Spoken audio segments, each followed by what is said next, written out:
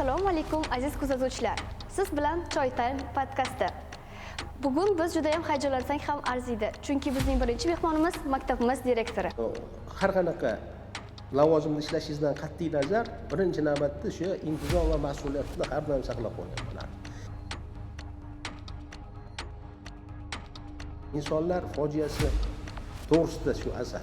Masalan, buni hamma o'qisa yaxshi bo'ladi, bilaman. Mana eng yoqimli va unutilmas lahzalar har bitta o'qituvchini hayotida bu shu o'quvchisi muvaffaqiyatga erishgan paytda bo'ladi.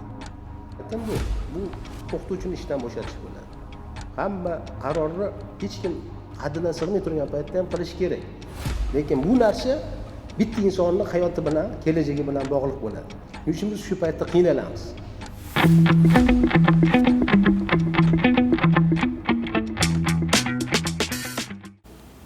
Assalomu alaykum aziz kuzatuvchilar. Siz bilan Choy Time podkasti. Bugun biz juda ham hayajonlansak ham arziydi. Chunki bizning birinchi mehmonimiz maktabimiz direktori. Ha, bu biz uchun katta sharaf. Bugun rasmiy suhbat emas, balki iliq do'stona suhbat quramiz. Bilasizki, Sharq mamlakatlarida choy sokin va tinchlik bilan hal qilinadigan munozaralarda eng to'g'ri ichimlik sifatida tavsiya etiladi. Demak, boshladik. Direktorimizni sahifamizga taklif qilamiz. Avvalo tinglovchilarimizga o'zingizni qisqacha tanishtirib o'tsangiz. Abu Ali ibn Sino nomidagi ixtisoslashtirilgan maktab direktori Bekov Baxtiyor Murodxo'jayev bo'laman. Qizlarimizni shu maktabimizdagi yana bir loyiha shu Choy Time loyihasini boshlaganliklari uchun ularni qo'llab-quvvatlash maqsadida o'zimni shu birinchi bo'lib bo'lsa ham mayli chiqib shu podkastda o'z ishtirokim bilan bularga yordam berish niyatini mana ro'yobga chiqaryapman hozir. Bundan eng avvalambor men o'zim xursandman. Men chunki iqtidorli bolalar bilan, iqtidorli o'quvchilar bilan ishlaydigan maktab direktoriman va shu iqtidorli o'quvchilarimizda hech qachon tinib tinchimagan o'quvchilar bo'lganligi uchun ularda hech qachon tinim yo'q. Doim ular harakatda va bu navbatdagi loyihalardan bittasi. Endi bu loyihalarimiz qanchalik o'zini muxlislarini topib ketadi, ahamiyati buni boshqa ahamiyati, lekin bu bizga eng muhim ahamiyati bu shu bizni iqtidorli o'quvchilarimiz yana bir marta yaxshi yangi loyihaga qo'l urishi deb bilaman. Shuning uchun Choy Time bo'lsa Choy Time, choydan qo'ying. Avvalambor sizning xohishingiz bilan o'rtoqlashsak, qaysi choyni xush ko'rasiz, ko'k yoki qora? Endi ruxshona mana men choy o'zi choyni ishqibozman. Mabodo bir chetga chiqib qolsam ham albatta choy qidiraman. Meni o'zimni yaqinlarimdan birontasi chet elga borsa ham menga baribir choy olib keladi, quruq choy olib keladi. Mana biladi hamma choy ichishimni. Shuning uchun menga shu qishda qora choy, yozda ko'k choy. Lekin asosan ko'k choy ichish meni asosiy nima deydi, yaxshi ko'rgan narsam. Shuning uchun ko'k choy ichaman ko'proq. Biz ham sizni xohishlaringizni bilgandek, ko'k choy damlagandik. Rahmat. Choyimizdan oling. Rahmat, baraka toping. Qizim. Choy o'ziga yarasha tarixi bor. Mana choyni minglab yillik tarixga ega choy. Ayniqsa bu choyni shu uzoq sharq mamlakatlari, mana Xitoy nihoyatda qadrlashadi. Ularning choy bilan bog'liq turli xil marosimlari bor.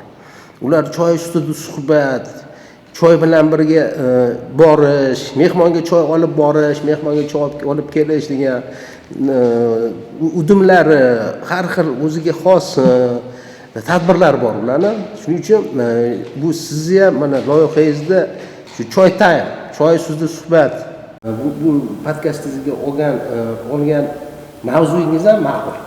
Shunaqa narsa. O'zi choy haqida bir ibora eshitganman. Choy birgalikda, qahva esa yolg'izlikda ichilgani yaxshi deb. To'g'ri. Shunday qilib biz ham suhbatimizni boshlaymiz. Choy ustida iliq suhbat quramiz. Rahmat. Keling unda suhbatimizni ustozning bolalik xotiralaridan boshlasak. Bolalikda kim bo'lishni orzu qilgansiz va bugungi kasbingizga qanday yo'l bilan yetib kelgansiz? Rahmat. Umuman sizni bolaligingiz bilan bizni davrimizni bolaligini o'zi qiyoslab bo'lmaydi. Chunki u davrlarda zamon siyosat boshqa bo'lgan hozirgi davrda O'zbekiston mustaqillik davrida va ayniqsa yangi O'zbekiston davrida bu bolalik yanada bir jo'shqin. Bizning bolalik davrimiz shaxsan meni o'zimning bolalik davrim shu Toshkent shahrining eski shahar qismida, shu Chorsudan 500 metr sal narida Katta Hovuz degan mahalla bo'lgan. Ana shu mahallada tug'ilib o'sganmiz. Meni aynan o'sha maktabga chiqish davrim 70-yildan 80-yilgacha bo'lgan davrda bo'ladi. Men 76-yilda maktabga 1976-yilda maktabga chiqqanmiz. Endi u albatta bolaligimiz nihoyatda beg'ubor o'tgan, beg'ubor bolalik bo'lgan haqiqiy. U vaqtlarimizda bizni davrlarda mana ko'chalar katta, bolalar o'ynash uchun, bolalar ko'chaga chiqib turli xil bir-biri bilan o'yinlar o'ynash uchun katta maydonlar bo'lgan. Ko'chalarimizda hovuzlar, ariqlarimizda suvlar shaldirab oqayotgan bo'lgan. Mana Toshkent shahrining qoq o'rtasi bo'lsa ham xuddi shunaqa narsa bo'lgan. Shu hamma gapirib beradi, bizga oldin ham gapirib berishadi. Mana hozir mana shu onalarimiz, mana ayniqsa bu tandirdan non uzganda shu ariq qoqizib, yangi uzilgan tandirdan uzilgan nonni ariq qoqizib yeyish masalan menga ham nasib qilgan. Xuddi shunaqa narsa nasib qilgan. Shu ariqqa oqizardik, o'sha issiq nonni yerdik. Ko'chada mana turli xil futbol, xokkey, turli xil o'yinlar, o'sha quvlamachoq, lanka, har xil o'yinlar bo'lardi shu paytda. Ana shu o'yinlar hammasini o'ynab o'tkazganmiz. O'sha maktabga chiqqan davrimizdan mana 1-sinfdan 10-sinfgacha men bitta maktabda o'qiganman. Shu o'zimizni u paytda hamma o'zini mahallasida, o'zini ko'chasida qanaqa maktab bo'lsa, o'sha maktabda o'qigan o'g'lim. Hech mana bizning davrimizda hech qachon bu maktab o'zini maktabi yonida turib 10 kilometr nariga borib hech kim o'qimagan. Hamma shu o'zini maktabida o'qigan. Va men ham shu o'zimni 300 metr, uyimdan 300 metr naridagi maktabda 1-sinfdan 10-sinfgacha a'lo baholarga o'qiganman. Lekin medal olmaganman, chunki bir ikkita qoniqarli va 4 baholarım bo'lgan. Shuning uchun menga medal olish nasib qilmagan, lekin shu bolaligimda yaxshi o'qiganman. Va o'qishga, kitob o'qishga mana qiziqishim shu bolalikda bo'lgan qiziqishim mana hozirgi davrgacha mana so'nmagan. Hozir ham xuddi shu kitob o'qish bo'lsa, uyga kechqurun 12 da borsam ham, kechasi 12 da borsam ham shu bir bet kitob o'qib keyin uxlayman. Sizning gapingizga qo'shimcha qilsam, baribir nonni ariqdagi suvga botirib yeysiz o'tgan bolalik bo'lmasa kerak menimcha. Bolalik shunisi bilan shirindi. Hayotingizda sizni shu darajaga yetishingizgacha bo'lgan yo'lingizda eng katta ta'sir ko'rsatgan 3 ta inson kimlar? Ya'ni shu inson bo'lib shakllanishingizga yordam bergan insonlar. O'zi har bitta insonni yaxshi inson bo'lib shakllanishida ham, yomon inson bo'lib shakllanishida ham kimdir turtki bo'ladi baribir. Mana o'sha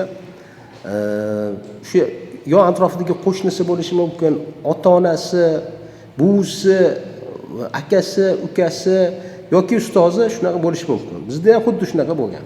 Bizda endi bu davrlarda mana televizor o'zi kam ishlardi, kechqurun soat 6 dan keyin 18 dan boshlab televizor qo'yilardi, soat 22 gacha. Unda ham kattalar ko'radigan paytda bolalar jim o'tirib turardi. Bolalar ko'radigan film ko'radigan paytda bolalar ko'rardi. Shuning uchun televizor unaqa katta ta'sir o'tkaza olmasdi. Lekin o'sha atrofdagilar, shu yaxshi insonlar ko'p bo'lsa, agar o'sha yaxshi insonlar ko'proq ta'sir o'tkazardi. Masalan, meni o'zimni bolalikdan shu shakllanishimga, yaxshi o'qishimga, kitob o'qishga qiziqishimga, keyinchalik mana turli xil fanlarga qiziqishimga otam sababchi bo'lganlar birinchi navbatda.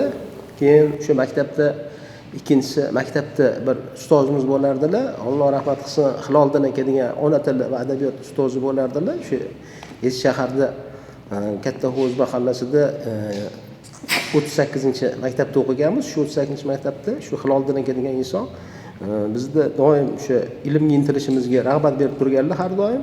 Ular va keyingisi shu keyinchalik men ishlab yurgan paytimda birga ishlagan hamkasbim bo'lgan, men yosh xodim bo'lib kelganman va u inson bo'lsa u yerda ancha yildan beri ishlaydigan inson bo'lgan, ismlari ham hozir ham mana bordi keldi qilib turamiz. Lyubov Sergeyevna Magay degan koreys ayol bo'lganlar. Shular masalan men dunyoqarashimni ancha yaxshilik tomon yo'naltirishga juda katta ta'sir ko'rsatishgan insonlar. Shu ayniqsa shu oxiriga endi ota-ona uydagi o'sha maktabdagi o'qituvchi o'z-o'zidan turtki bo'lishi mumkin, lekin kelajakdagi shu o'qituvchi bo'lib ishlab ketishimda, aynan shu ta'lim sohasida juda ham hali mana umrim davomida juda ham ko'p bolalarni o'qitganman. Shu o'qitishimda to'g'ri o'qitishimga to'g'ri yo'naltirgan insonlardan shu asosiy bittasi shu bizni o'sha ustozim deyman haligacha Lyubov Sergeyevna Magay degan inson bor. Ana o'shalar turtki bo'lganlar. Rahmat. Yuqorida aytib o'tdingiz, har kuni hech bo'lmasa bir sahifa bo'lsa ham kitob o'qiyman deya. Mana shu kitob o'qigan kitoblaringiz orasida qaysi kitobni barcha o'qish kerak deb hisoblaysiz va tavsiya qilasiz? O'zi umuman kitobni bitta kitobni bitta odamga tavsiya qilish qiyin narsa. Mana hammani o'zi har bir kitobni adabiyotda hammani o'zini auditoriyasi bo'ladi, o'zini muxlislari bo'ladi.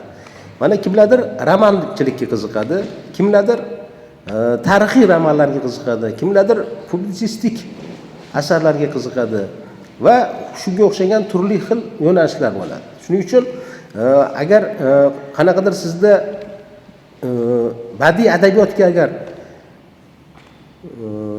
ishtiyoq tug'iladigan bo'lsa, albatta shu Navoiy asarlarini yoki bo'lmasa hayotda juda ham bir qiziq epizodlarga boy bo'lgan, masalan Tohir Malik degan yozuvchimiz bor. Shu yozuvchimizni eng kichik jinoyat degan kichik qissalari bor. Ana shu qissada shaxsan menga ta'sir qilgan, hamma o'qish kerak deb men o'zim bilganman shu narsani.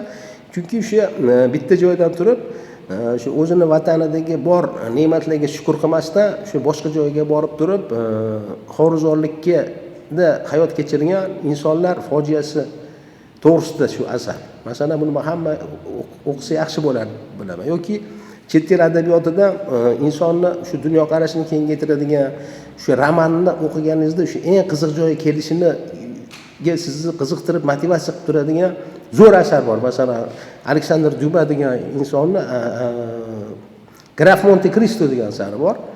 Uni ham o'sha paytdan ham bolalik paytda o'qiganman o'zim. Undan keyin yana katta bo'lganimda ham bir 3 marta o'qib chiqqanman. Shuni ham masalan shu o'zini to'g'ri yo'naltiradigan, adabiyotga yana qiziqtirishni oshiradigan asar deb bilaman va shu qaysi uchinchisi mana qaysi o'sha roman yangi chiqqan bir adabiy asar bo'ladigan bo'lsa, agar shuni qiziqtiradigan bo'lsa, albatta shuni o'qib chiqishni men har bitta odamga tavsiya qilardim. O'zim umuman hamma odam dunyoqarashi keng bo'lish uchun, atrof muhitga to'g'ri nazar tashlashni o'rganish uchun, suhbatlarda odamlarni zeriktirmaslik uchun tinimsiz shu kitob o'qib turgani ma'qul deb bilaman. Shuning uchun buni nima deydi, shu badiiy adabiyot bo'ladimi, diniy adabiyot bo'ladimi yoki bo'lmasa ilmiy fantastik adabiyot bo'ladimi, bular hammasini o'sha o'ziga yo'nalishiga mos va o'zini yoshiga mos qilib o'qib turgani yaxshi deb bilaman. Demak, ma'lum bir kitoblar bilan cheklanib qolmasdan, kitob o'qishni davom ettirib, doimiy ravishda o'zi uchun eng to'g'ri deb bilgan kitobni topish. Albatta. Eng kerakligi, eng zaruri bu kitob o'qimaslik, kitob o'qishdan cheklanib qolish. Bu muntazam kitob o'qish. Mana hammaning ham vaqti yo'q. Mana zamon ilgarilab boryapti. Juda tez informatsiyalar to'lib toshib yotibdi. Bu yoqda ijtimoiy tarmoqlarda chalg'ish bor. Lekin bularning hammasidan qanaqadir vaqt albatta ajratib, masalan bir sutkada 24 soat bor, to'g'rimi? 24 soatni masalan hech bo'lmaganda yarim soatini ajratib, o'zi kitob o'qiydigan yarim soat, o'qiydigan odamga yarim soat yetmaydi o'zi aslida. Lekin bo'ldi, mayli, kecha 7 bet, 8 bet o'qigan edim. Bugun mayli yarim soat vaqtim bor. Yana necha yarim soatda necha bet o'qisam, o'shani o'qib qo'yishim kerak degan bir o'ziga rejani maqsad qilib shu maqsadni o'ziga belgilab olib, albatta shu o'zi har kuni bir qanaqadir kitob o'qib turgani ma'qul deb bilaman. Baribir bu kitob o'qiy olishimiz ham bir baxt hisoblanadi baribir insonga. Sizningcha baxtning eng oddiy ko'rinishi qanday? Endi bu savol o'zi bir murakkab savol hisoblanadi. Bunaqa Yechimi ko'p narsalarga savollar. yechimi yo'q savollar. Bunday narsaga masalan mana baxt, mana bunday narsa bir narsa deyishim mumkin. Boshqa davlatdagi odam boshqa narsa deb tushunadi. O'qigan oliy ma'lumotli professor baxtni boshqacha tushunadi. Bu yerda bir qanaqadir oddiyroq bir odam baxtni boshqacha deb tushunadi. Shuning uchun buni aniq tushunchasi yo'q. Baxt o'zi o'sha nima deydi? Hammalarda keltirgan mana shu bizning o'zimiz shu yerda tug'ilib o'sganimizning o'zi baxt. Biz musulmon bo'lib yashaganimizning o'zi baxt. Biz o'sha hamma tomonlama sog' salomat bo'lib yashashimizning o'zi baxt. O'zi agar to'g'ri faqatgina odam yaxshi ko'z bilan qaraydigan bo'lsa, o'zi yashashimiz o'zi baxt deb bilsak bo'laveradi. Unda keling, direktorlik faoliyatiga o'tsak. Direktor sifatida qaysi 3 ta tamoyil yoki qoidani hech qachon o'zgartirmasdan saqlab qolgan bo'lardingiz? Direktorlik umuman faoliyatingizda qaysi 3 ta xislatni saqlab qolgan bo'lardingiz degan savol. Bu umuman har qanaqa lavozimda ishlashingizdan qat'iy nazar birinchi navbatda o'sha intizom va mas'uliyatni har doim saqlab qolgan bo'lardi. Men o'zimda xuddi shunaqa, endi men bir nechta joylarda direktor bo'lib faoliyat ko'rsatganman. O'sha birinchi hech qachon men unutmaydigan va amal qiladigan bu xislatdan bu shu intizom va mas'uliyat. Biz har doim ishxonaga shu hamma xodimlardan eng birinchi bo'lib kelishga harakat qilamiz, eng oxirgi bo'lib ketishga harakat qilamiz. O'sha o'zimizga berilgan vazifani mana bizga o'sha omonat deb bilamiz. Mana davlatimiz tomonidan bizga omonat deb topshirilgan deb bilamiz. Shuning uchun bu mas'uliyat va intizom birinchi navbatdagi bizni qoidamiz bo'ladi. Ikkinchisi bu o'sha adolat. Hozir o'sha bizning O'zbekiston Respublikasi prezidenti tomonidan hamma joyda mana adolatli boshqaruv qat'iy mana talab qilinadi hozir. Shuning uchun bizni qo'l ostimizda juda ham ko'p odamlar ishlaydi. Juda ko'p o'quvchilar o'qiydi. Mana nechta joyga borganimizda bo'lsa ham hammasini ishlatganimizda albatta shu adolat degan tamoyilni juda ham qattiq ushlaymiz. Mabodo agar shu ishlatgan paytimizda ham shu olayotgan maoshiga nisbatan to'g'ri ishlayotganini muntazam nazorat qilib turishimizga to'g'ri keladi. Ortiqcha ishlatsak ham biz kimnidir haqqiga xiyonat qilgan bo'lib qolamiz yoki bo'lmasa kam ishlatsak ham davlat bizga bergan omonatga biz to'g'ri yondashmagan bo'lamiz. Shuning uchun biz shu ikkinchi xislat bu hech qachon biz esimizdan chiqarishimiz kerak emas bo'lgan xislat bu shu adolat degan tamoyil. Va uchinchisi bu albatta shu rahbarda bo'ladigan lafz degan narsa bor. O'sha bitta gap, shu o'zini gapida qat'iy turish va unga amal qilish. Bu shu insoniylik lafzi deyiladi bu narsa. Biz agar o'sha lavzimizda, o'zimizning lavzimizda agar yaxshi tursak, albatta o'sha insonlar bizga ishonishadi va biz o'sha direktorlik qilayotgan faoliyatimizda bu bizga yordam bo'ladi qaytaga. O'sha bu insonni ish buyurdi bizga, demak bizga to'g'ri yo'l ko'rsatdi. Biz o'sha bu odamning lavziga ishonamiz. Bu odam to'g'ri gapiradi deb shunga insonlar ishonishadi. Shuning uchun biz men shaxsiy endi bu fikrim, bu yerda faqat men shaxsiy fikrlarim ifodalanadi endi. Bu albatta shu uchta narsa men shaxsiy fikrim. Temur bobom aytganlaridek, kuch adolatdadir. Xuddi shunday. Albatta direktorlik stresli ish, shuncha o'qituvchi va o'quvchi bilan birgalikda ishlash. Siz stressdan xalos bo'lish uchun o'zingiz qanday noodatiy usuldan foydalanasiz? Bu maslahatingiz asosan o'qituvchilarga kerak bo'lishi mumkin. To'g'ri. O'qituvchilar ham mana kelajakda baribir qanaqadir boshqa lavozimlarga o'tadi. O'qituvchilar ham masalan men bir kunda ozgina vaqt rahbarlik qiladigan bo'lsa, o'qituvchi deyarli har soatda 30 tadan odamga rahbarlik qiladi. O'sha auditoriyada 30 ta odammi, 30 ta o'quvchini yoki 24 ta, mana ba'zi maktablarda 20 ta, ba'zi maktablarda 35 ta, ba'zi maktablarda 40 ta, 50 ta bola ham bor. Shularni hammasini boshqarish kerak. Albatta ular o'ziga yarasha stress o'zi yig'adi shunaqa narsa. Bu endi ko'p stress yig'ish va u stressni o'zida ushlab qolish, stressdan qutula olmaslik insonni xarakteriga bog'liq. Agar inson xarakteri agar o'sha doimiy muntazam stresslarni o'zida qabul qilib, shu o'zidan chiqarib olmaydigan bo'lsa, u odam ba'zi oxiri kasal bo'lishiga olib keladi yoki bo'lmasa es hushini sal og'ishiga olib kelishi mumkin va million xil sabablarga olib keladi bu narsa. Shuning uchun bu insonlar o'sha mana nimaga tanaffus beriladi? Choy amal qilmay qo'ydi-da bular. Anaqa podkastlarni choy time deganiga faqat gapirtiryapti, choy time qilmayapti. Nima deyapti ekan? Tanaffuslar berilishi. Umuman stress mana kutilganda bo'ladigan narsa emas. Kutilmaganda bo'ladigan narsa. Kutilganda bo'lganda oldindan tayyorlanib qo'ygan bo'lardi, shu stressni olmagan bo'lardingiz. U kutilmaganda bo'ladigan narsa. Birdaniga kimdir jahlini chiqarishi mumkin, birdaniga kimdir to'polon qilib qo'yishi mumkin. Shuning uchun stress bu kutilmaganda keladigan bo'lgandan keyin u stressni birinchi navbatda shu joyda, shu tanaffuslarni o'zida yo'q qilish kerak. Bu degani yonidagi qo'shnisi bilan, masalan, fizika o'qituvchisi bu xonada dars o'tayotgan bo'lsa, bu xonada matematika o'qituvchisi dars o'tayotgan bo'lsa, mana tanaffusga chiqib bir-biri bilan yaxshi gaplarni gaplashganda ham stress ketishi mumkin. Yoki bo'lmasa eng zo'ri shu 5 minut 10 minut tanaffusda nima? Choy mana. Choy ichish kerak. Mana choy taymda nimaga olmadik? To'g'rimi? Mana agar menga hozir orada siz o'ylagansiz, mana nozikroq bir sovg'a berib qo'ysa-da, ustozni bir asablaringiz buzilsa nima qiladi? Darrov choy beramiz, mana choyni unda icharlar yaxshi bo'lib ketadi degan. To'g'rimi? Mana xuddi shunaqa va boshqa narsalar. Bu endi mayda-chuyda stresslarni joyida qilishadi, lekin uni katta stresslarimiz bor bizni. Mana uni endi tabobatda yo'llari ko'p uni. Mana kimdir baliq boqib, baliqqa qarab stressini ketkazadi. Kimdir borib turib suzish havzalarga borib suzib stressini ketkazadi, turli xil. Kimdir sport bilan, shaxsan men kitob bilan ketkazaman stress. Shu kelib kitob o'qiganda o'sha kitobni endi nima deydi, holatga qarab turli kitoblarni o'qish bilan ketkazamiz. Mana shunaqa holatlar bo'lishi mumkin. Uyga kelganimdan keyin diniy kitob o'qib o'zimni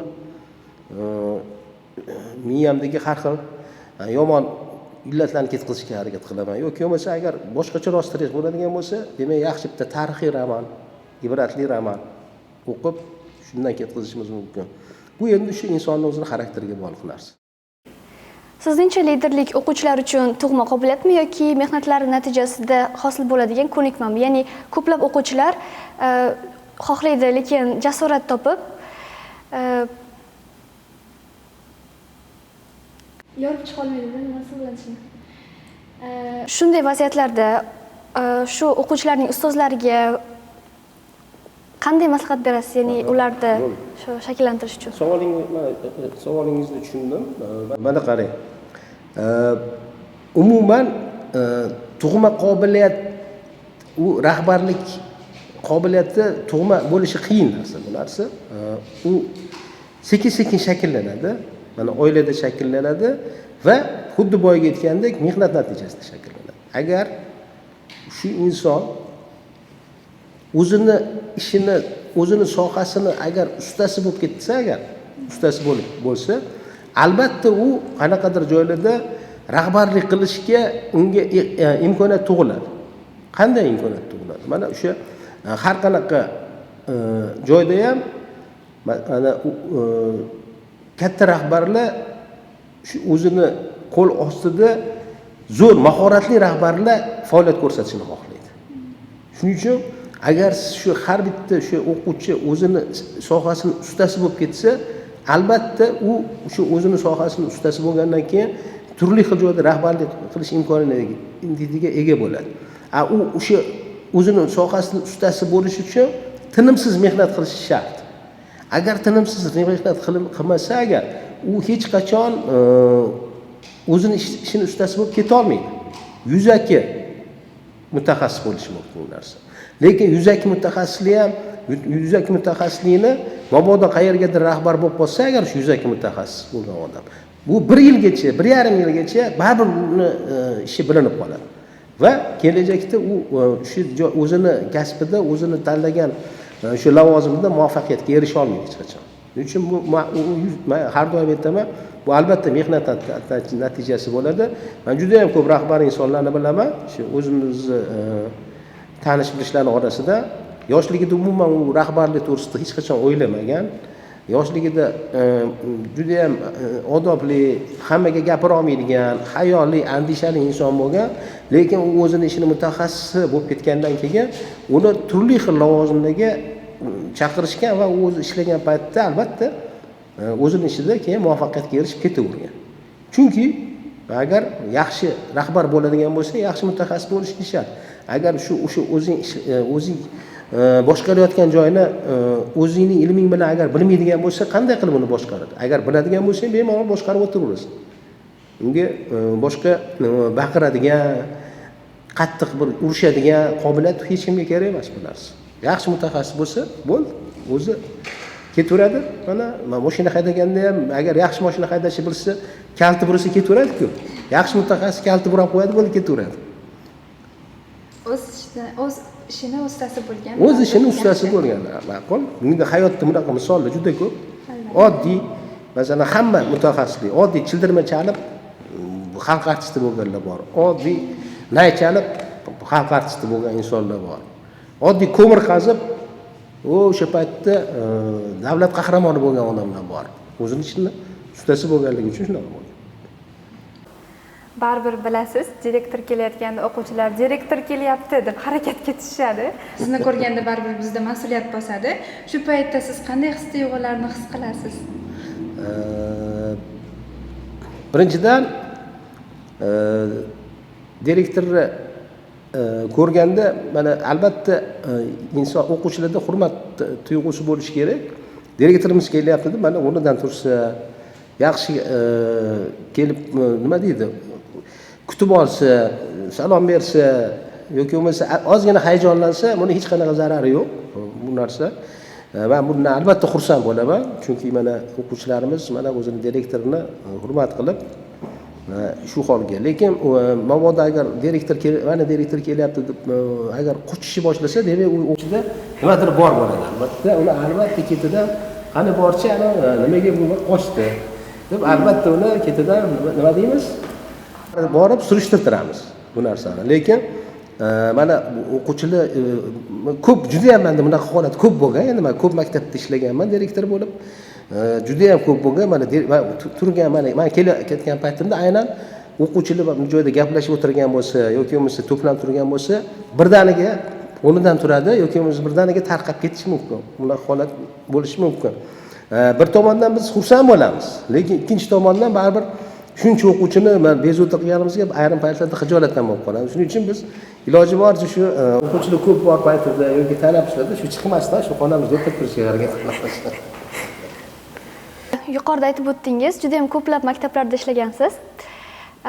Sizningcha o'qituvchilar sizni qanday inson deb bilishadi? Hazilkashmi, qattiqqo'lmi, mehribonmi? Endi o'qituvchilarni bu o'zi o'qituvchilarni malakasiga, dars o'tishiga bog'liq. Zo'r o'qituvchi bo'lsa agar, ana yaxshi direktor deb o'ylaydi. Mayli maqtansam ham sizga gapiraman shu narsani. Agar yomon dars o'tadigan o'qituvchi bo'lsa, men albatta meni yomon deb o'ylaydi, chunki men uni muntazam tanqid qilaman. O'qituvchini bu ham xuddi shunaqa, boya xarakterga bog'liqligi boyagi savolda. Bu ham xuddi o'qituvchini o'ziga bog'liq narsa. Shaxsan men o'qituvchi agar zo'r dars o'tadigan bo'lsa, uni har doim hurmatini qilib, boshimga ko'tarib yuraman. Doim hurmatini qilaman. Va albatta shu yaxshi o'qituvchi, men uni qadrlashimni bilib, u menga nisbatan yaxshi munosabatda bo'ladi. Lekin agar yomon o'qituvchi bo'ladigan bo'lsa, shu darsini yaxshi o'tmaydigan bo'lsa, mana odatda ko'pchilik o'qituvchilarimiz bilishadi, men kameradan ko'zimni uzmasdan hamma darslarni kuzatib o'tiraman. Albatta siz ta'kidlab o'tdingiz, mas'uliyat birinchi o'rinda deb va siz o'zingizni juda ham yaxshi ko'rishingiz javoblaringizdan bilinib turibdi. Va shu ish faoliyatingiz davomida eng yoqimli va unutilmas lahzalar qachon bo'ladi yoki qachon bo'lgan? Mana eng yoqimli va unutilmas lahzalar har bitta o'qituvchini hayotida bu shu o'quvchisi muvaffaqiyatga erishgan paytda bo'ladi. Tushundingizmi? Mana o'sha agar mani o'quvchilarim mana qaysidir maktabda ishlagan paytimda oliy ta'limga 100% qamrab olingan bo'lsa bo'ldi, men o'sha kuni boshim osmonga yetadi, xursand bo'lamiz. Demak biz shuni o'quvchilarni o'qitib qo'yamiz, mana kirishibdi. Bu Abu Ali bin Sino maktabida o'z-o'zidan mana masalan o'sha 50 ga yaqin 50 dan oshiq 60 ga yaqin medallar sohiblari o'qiydigan maktab bo'lsa va yana medallar ko'paysa ana o'shanda. Asosan biz o'qituvchilar, umuman hamma ustozlarning o'zi maqsadi ham, xursandchiligi ham, hayotini mazmuni ham o'zini o'quvchisi erishgan muvaffaqiyatda bo'ladi. Xudo xohlasa biz ham yuqori natijalarga erishganda sizning quvonchli lahzalaringizni hosil qilamiz. Rahmat. Direktorlik faoliyatingiz davomida qabul qilish eng qiyin bo'lgan qaroringiz qaysi bo'lgan? Bu zo'r savol bu. Juda ham qiyin bo'ladigan qaror. Bu o'zi kamdan kam bo'ladi. Bunday qarorlar direktormi, demak u qaror qabul qilishni bilishi kerak. O'sha hech kim haddidan sig'magan paytda ham direktor kelganda yo'q, unaqa emas, bunaqa qilamiz deb direktor qaror qilish kerak har. Lekin meni hayotimda eng qiyin qaror qabul qiladigan paytim bu o'qituvchini ishdan bo'shatish bo'ladi. Shuning uchun bu o'qituvchini ishdan bo'shatish biz uchun, o'sha ish beruvchi uchun eng og'ir narsa. Nimaga? Chunki u o'qituvchi nechadir yil o'qiydi.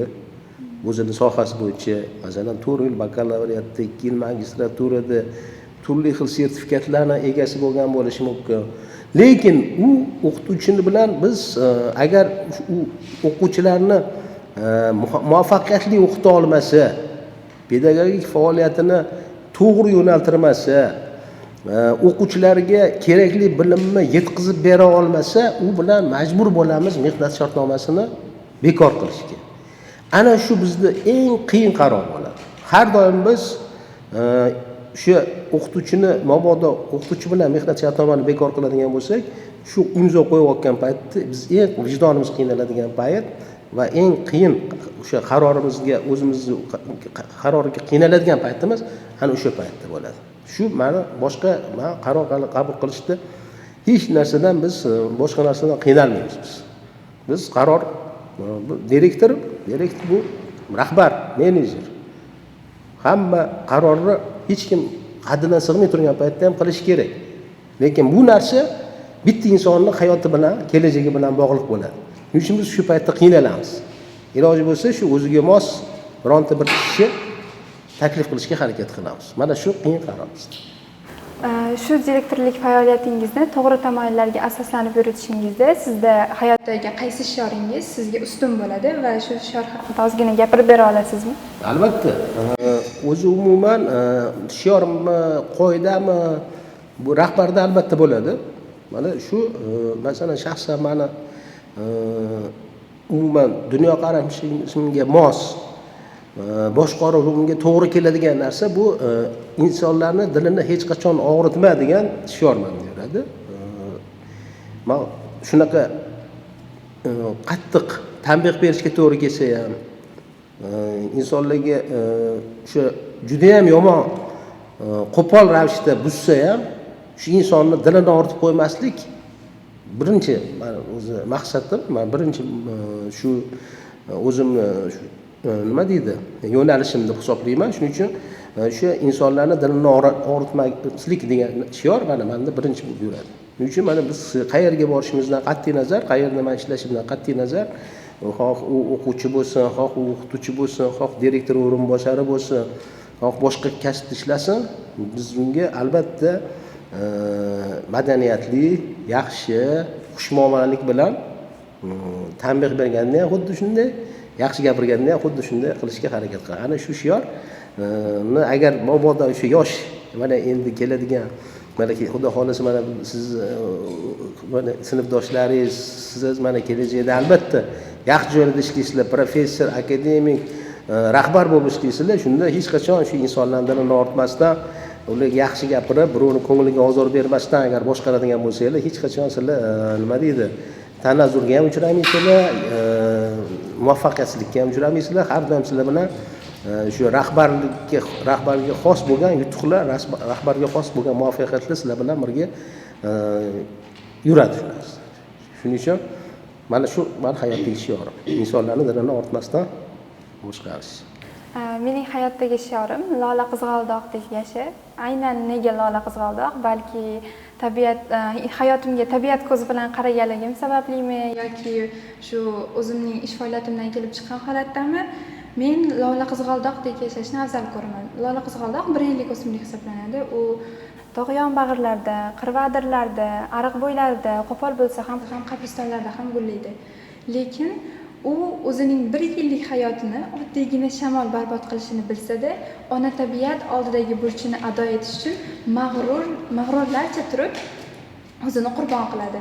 Va men ham o'zimni vatanim oldidagi va maktabim oldidagi vazifamni xuddi shunday lola qizg'aldoqdek o'tashni afzal ko'raman. Lola qizg'aldoqdagi mas'uliyat bo'lsin, lekin umring uzoq bo'lsin, yaxshi. Hech qachon kasal bo'lmasdan yaxshi yurib, sog' salomatlikda vatanga endi shu mas'uliyatni bitta 1 yil emas, masalan, nechadir yoshgacha, Alloh umr bergan yoshgacha xizmat qilganing yaxshiroq bo'ladi. O'zingga ham, vatanga ham. Samimiy tilaklaringiz uchun rahmat. Tilaklaringiz ham sizga sherik bo'lsin. Sog' salomat bo'linglar. Mana loyiha, sizlar bizning loyihamiz, mana endi bu maktabimizning loyihasi, maktab muloqotasi. Bu endi baribir shu birinchisi bo'lgan mana xato kamchiliklardan xoli bo'lmasligi mumkin, lekin mana shu xato kamchiliklar hammasi mana men o'zim direktor sifatida mayli men bilan birga bo'lsa, keyingi safarlar mana shu xato kamchiliklardan xoli bir yaxshi bir ko'rsatuvlar yoki bo'lmasa shu chiqishlar tayyorlashga sizlarga omad tilaymiz. Men har doim iqtidorli bolalar bilan ishlaganimdan faxrlanaman. Mana shunday o'quvchilar, mana hozir mana minglab o'quvchilarimiz, minglab bolalarimiz telefon titkilab ijtimoiy tarmoqlarda bo'lmas narsalarni ko'rib o'tiribdi. Lekin bizning o'quvchilarimiz mana xuddi shunaqa mana bugun mana shanba kuni kechqurun hamma narsani yig'ishtirib qo'yib, mana hamma dam olishlarini yoki bo'lmasa boshqa bir o'yin qaroqliklarini yig'ishtirib qo'yib, mana men bilan bitta loyiha ustida ishlashyapti. Mana yana boshqa o'quvchilarimiz bilan boshqa narsani kutib turibdi hozir. O'qituvchilarimiz ham, ustozlarimiz ham mana har doim ishda, izlanishda har doim va shu narsa hech qachon bizni tark etmasin, har doim sizlarga kuch, g'ayrat tilaymiz. Siz bilan Choy Time podkastining birinchi ko'rsatuvi edi. Bizni ijtimoiy tarmoqlarda kuzatib boring va qo'llab-quvvatlashni unutmang.